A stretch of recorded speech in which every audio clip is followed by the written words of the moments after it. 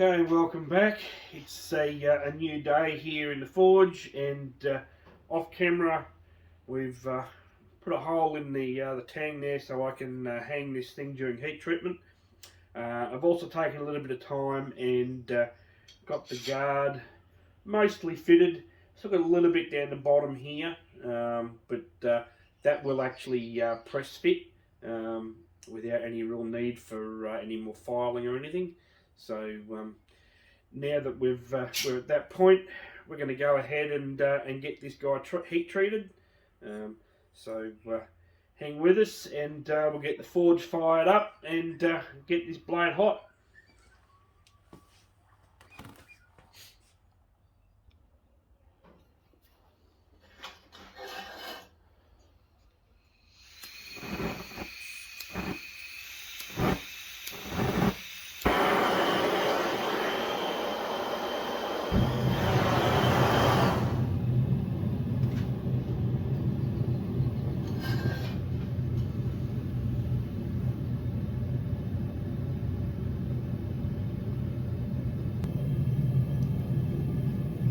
Okay, so forge is just about up to heat now, so we're going to put this guy in.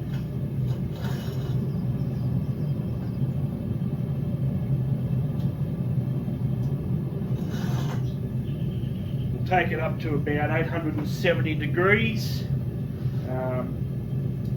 Take it out, let it hang and cool to black. Then we'll take it up to about 800 degrees, same again. And then we'll go to about 780 thereabouts and do it again. Then again we'll pull it out, so we'll put it back in the forge and take it up to about 840 degrees and we'll quench it. Immediately after the quench, I'll race over, put it into the vise. I've got a couple of pieces of angle iron in the vise. They will help to keep it straight while it cools to the rest of the way down.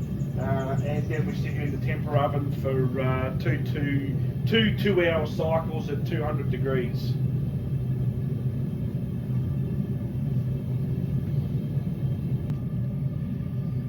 Okay, so we're up to temp.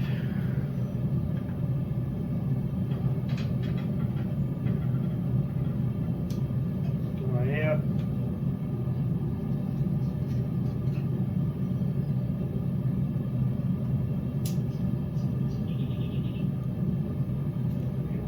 Temp in the forge back down.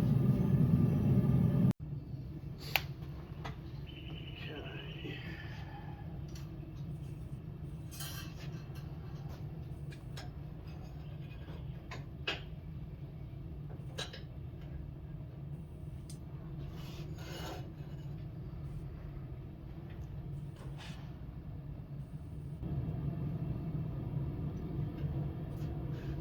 So we're at about 813 degrees.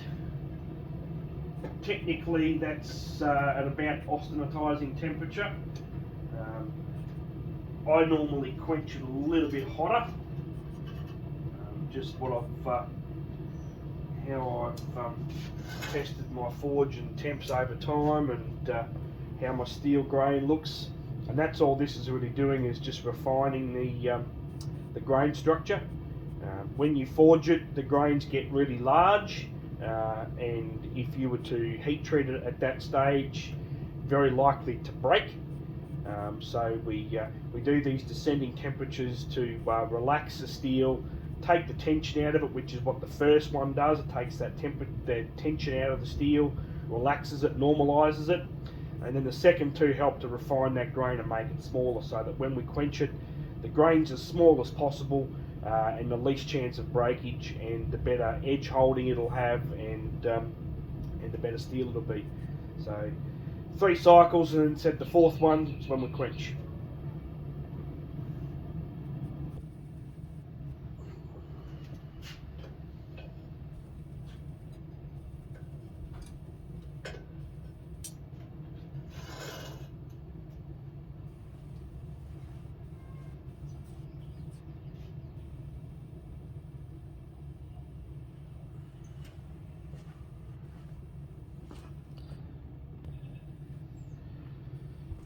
That's our last one. We're at about 780 degrees there now, which is just about where we want it. Now we're going to ramp that temp back up in the forge, back up to about 840.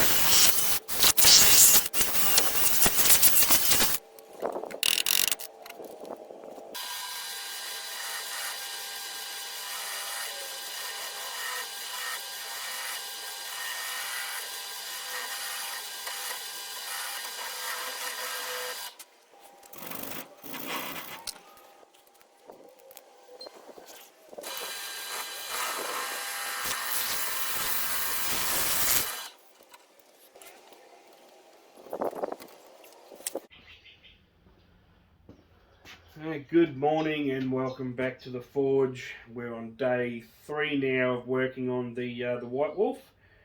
So we've got our antler handle fitted, G10 spacer and our guard fitted.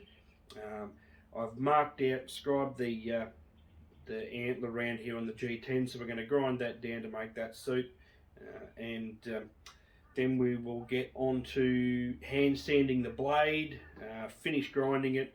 Got a little bit of meat still there, we'll take that down, and we've got to fit a piece of all thread onto the back end of our tang here.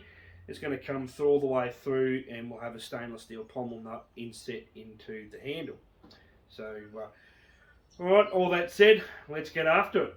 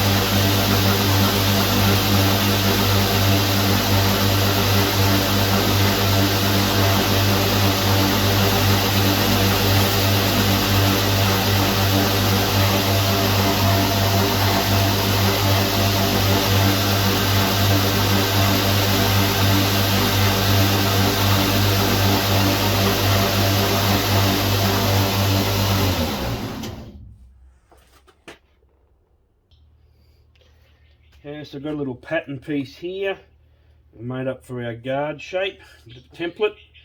So we're just going to put some layout fluid here on our guard.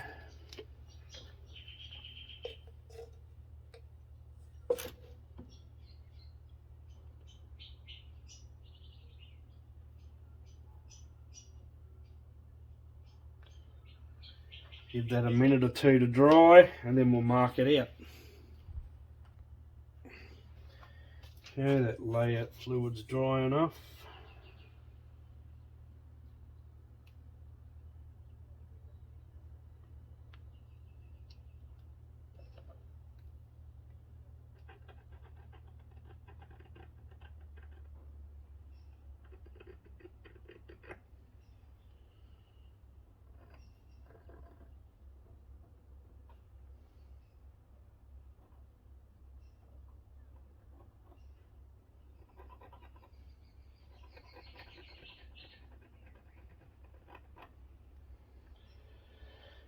Okay, just redo that one.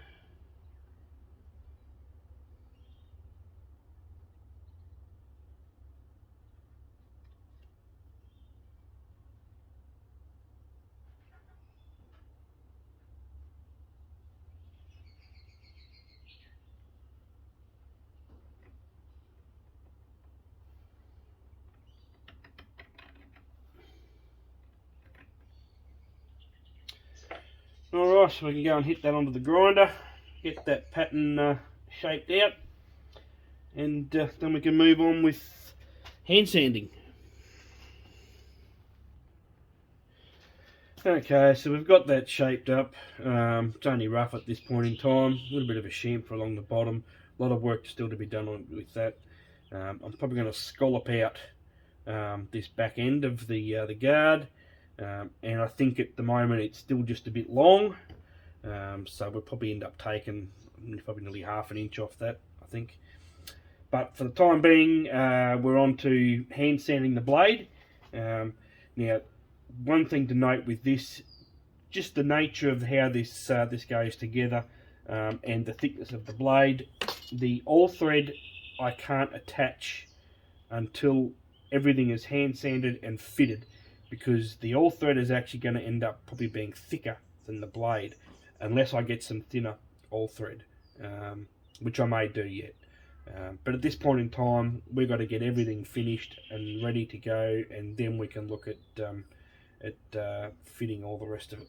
So nothing else to do right now but to get after it and do everyone's favourite job of hand sanding.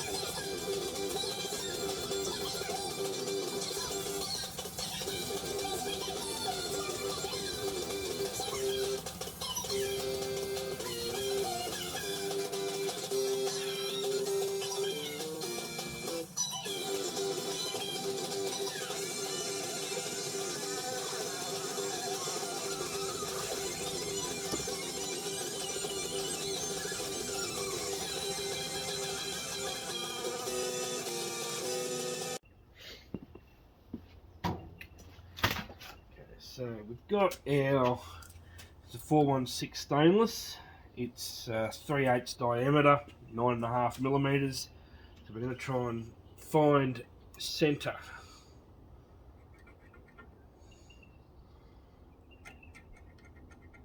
This is not the easiest job in the world to do.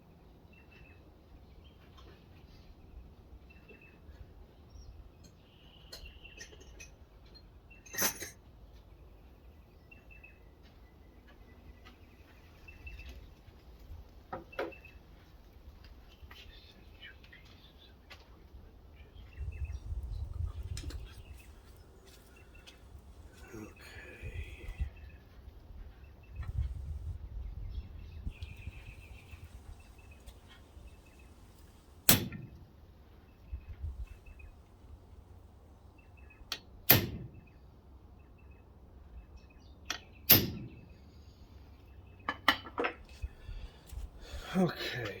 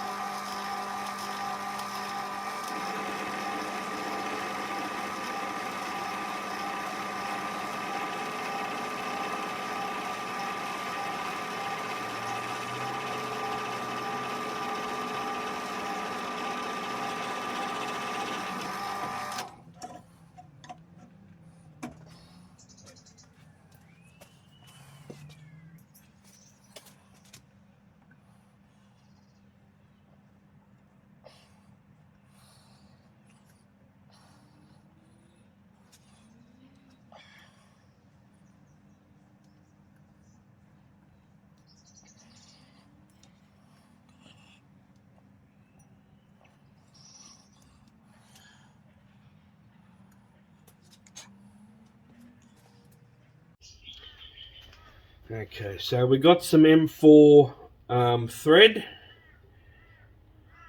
We've drilled our hole in our nut here. We've got an M4 tap. Now I've already destroyed one M4 tap, and I'll tell you why. Give me 2 secs and I'll show you this.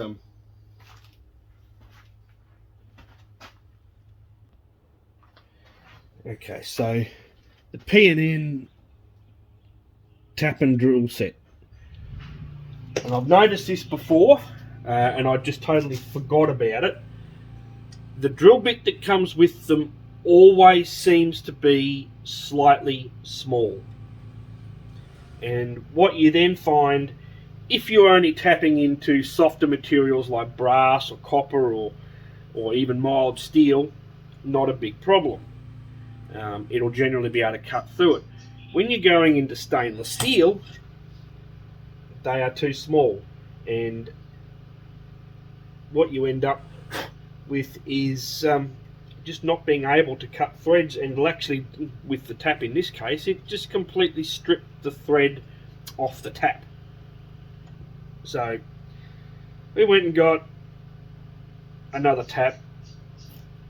For an M4, I drilled out to a 3.5 millimeter hole, and I generally find that 0.5 millimeter is all you need.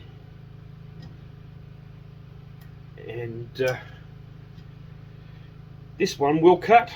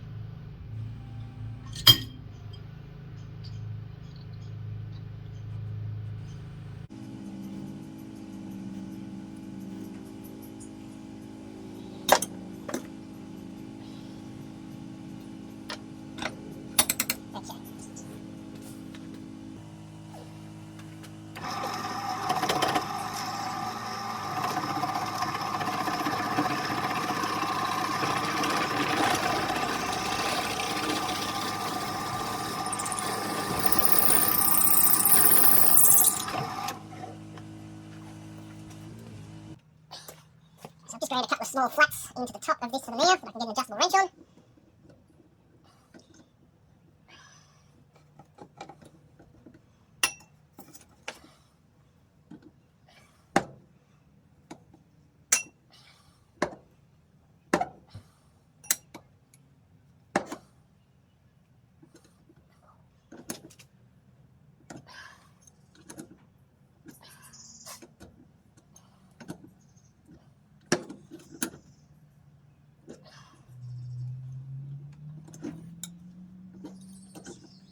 We will have to trim the bolt, obviously, but this is a pretty good place to start. And the bolt at the moment actually sticks up above the top of the handle, so it's obviously got to be trimmed. But that's what we're looking at now. So let's work out a trim size. Okay, so we've screwed that nut on and marked how far in it goes. Now I think my thread, actually near the hole, will go slightly deeper. So my actual hole goes down to here. So we've got to get that much, plus a little bit more, so that we can cut that off and there's not going to be thread hole sticking out. So we want it to go down to about there.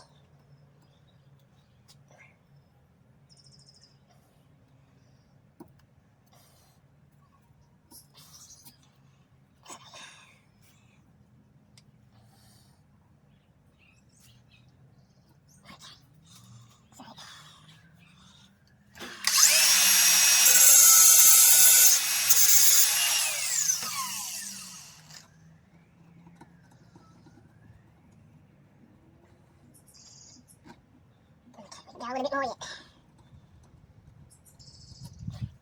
Of course, there are probably easier ways to do this, but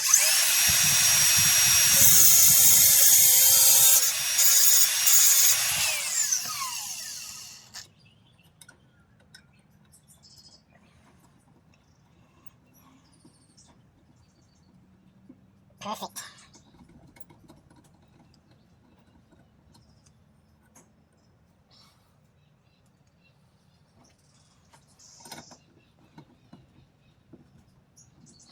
Okay, so what I can see from that is that my hole in my antler needs to go deeper.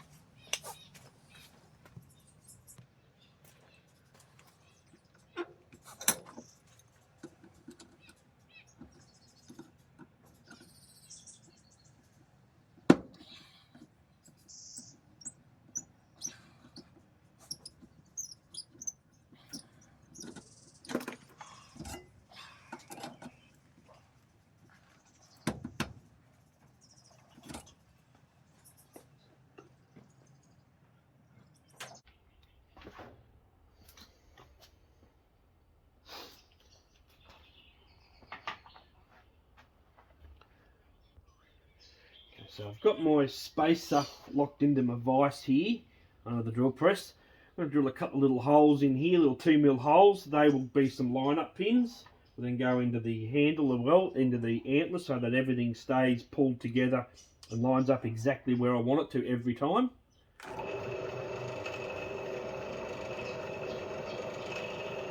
Don't need to go super deep.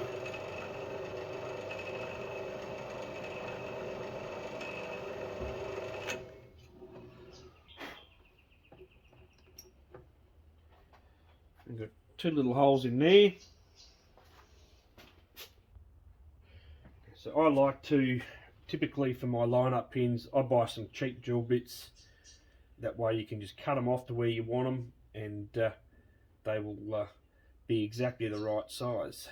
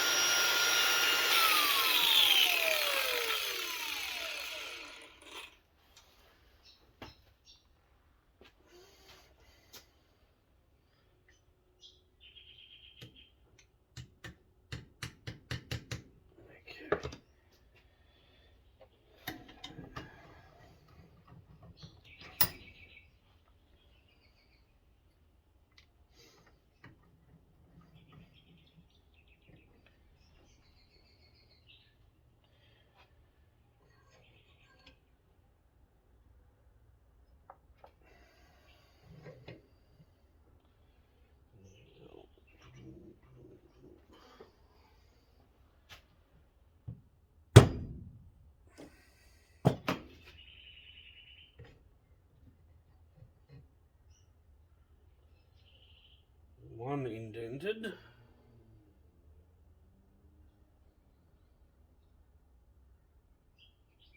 Not fully.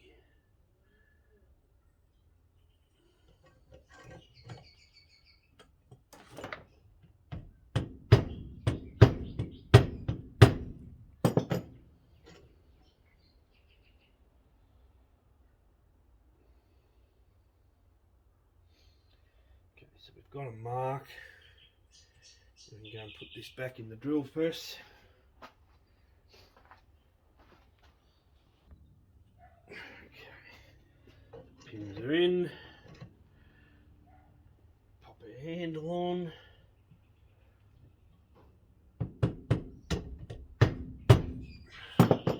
Now that handle will stay locked into that position every time I put it on.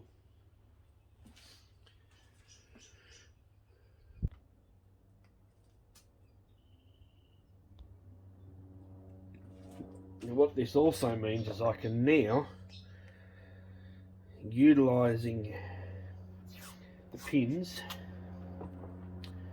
I can get both the spacer and the handle together as one. Put a little bit of tape on each piece.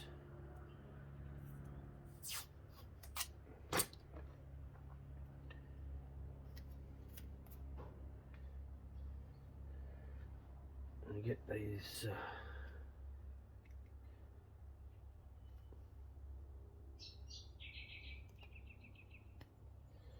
pushed in.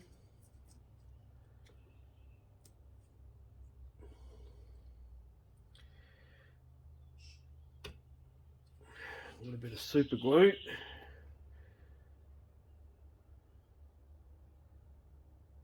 Not a lot.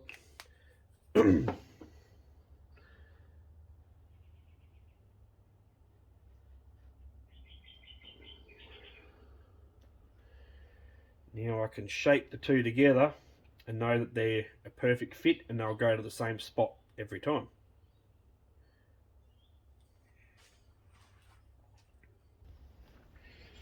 And so I've just run those two together on the belt sander.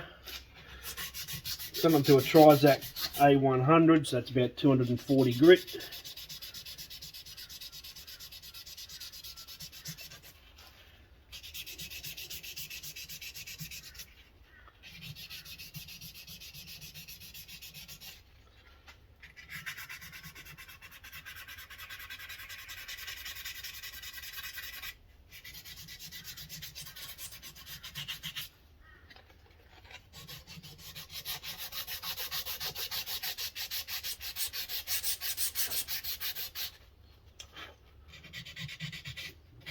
Go very slightly around the top.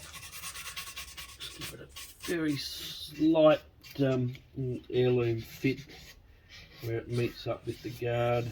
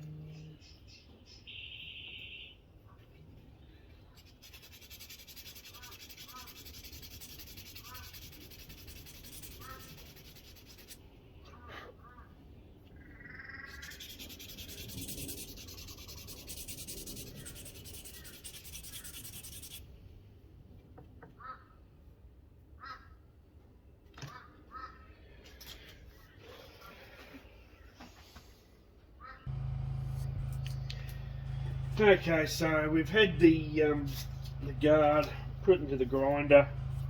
I've gone over it with an A100 Trizact belt. Got most of the bad scratches and what have you out of it.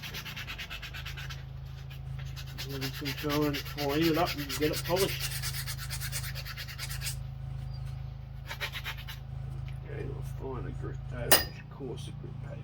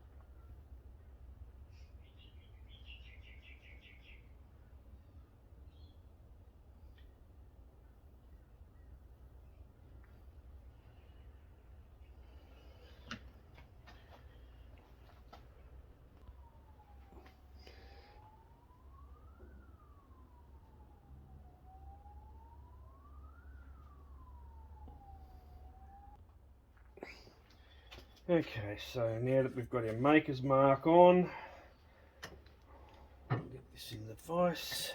The guard's been all shaped and polished. That can go on there.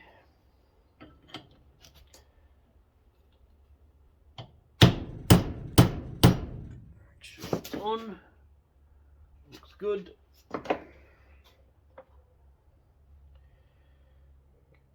Spacer.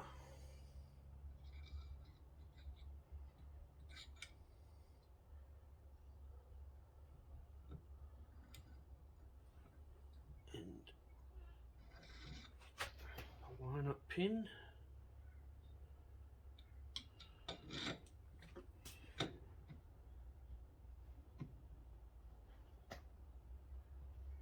Yeah, my all thread got a little bit bent.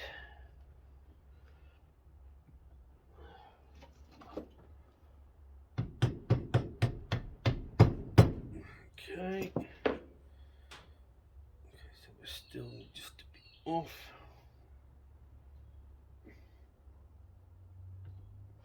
It's the worst thing of using really small all thread is it's very easy to push it out of shape.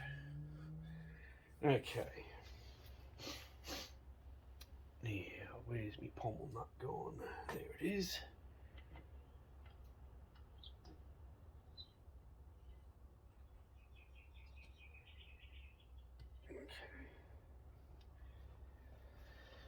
Alright, so now we are ready for glue up.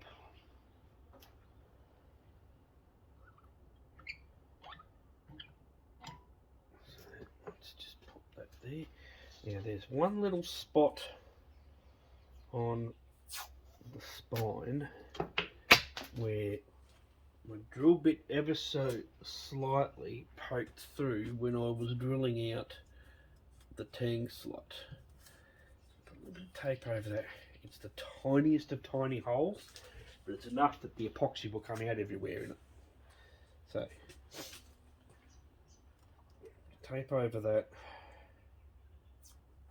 Put some tape around over the guard.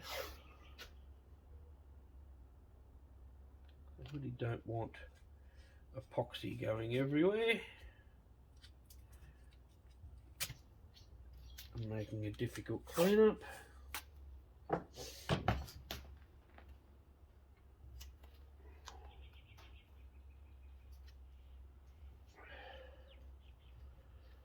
Okay.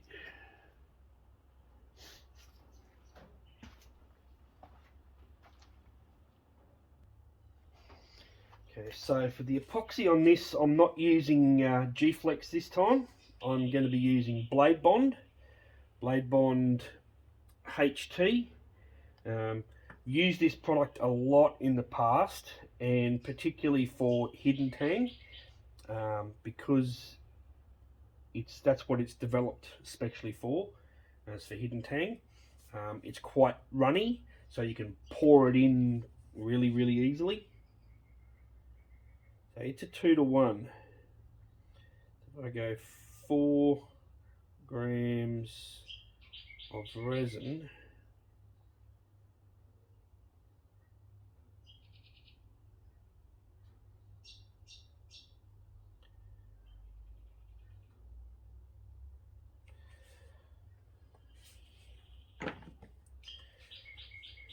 two grams of hardener.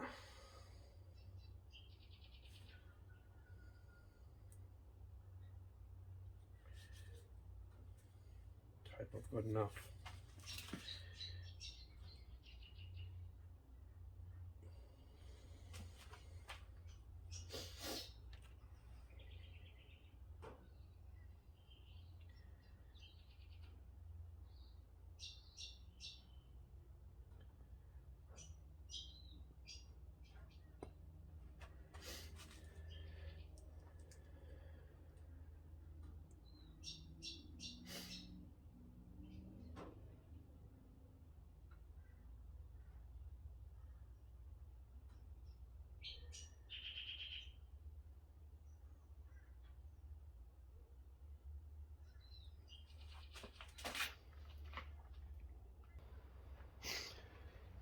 So, literally just managed to get enough product. Hoping it's actually going to be enough to do the job.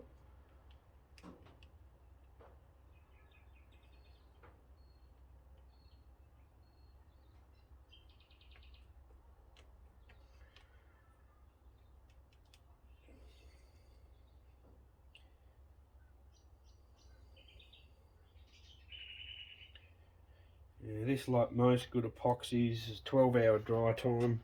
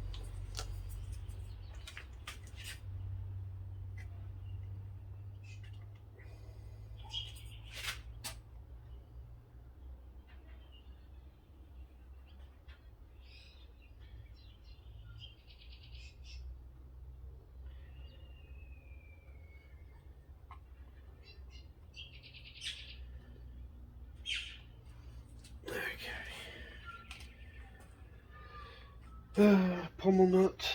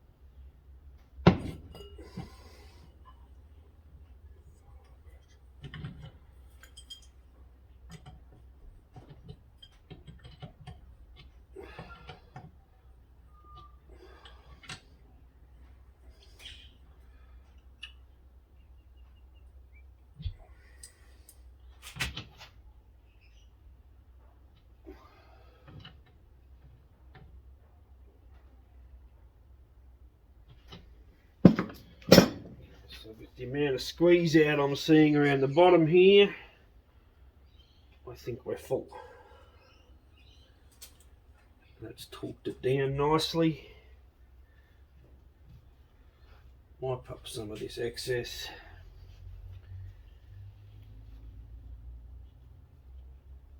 And now we let it cure for 12 hours.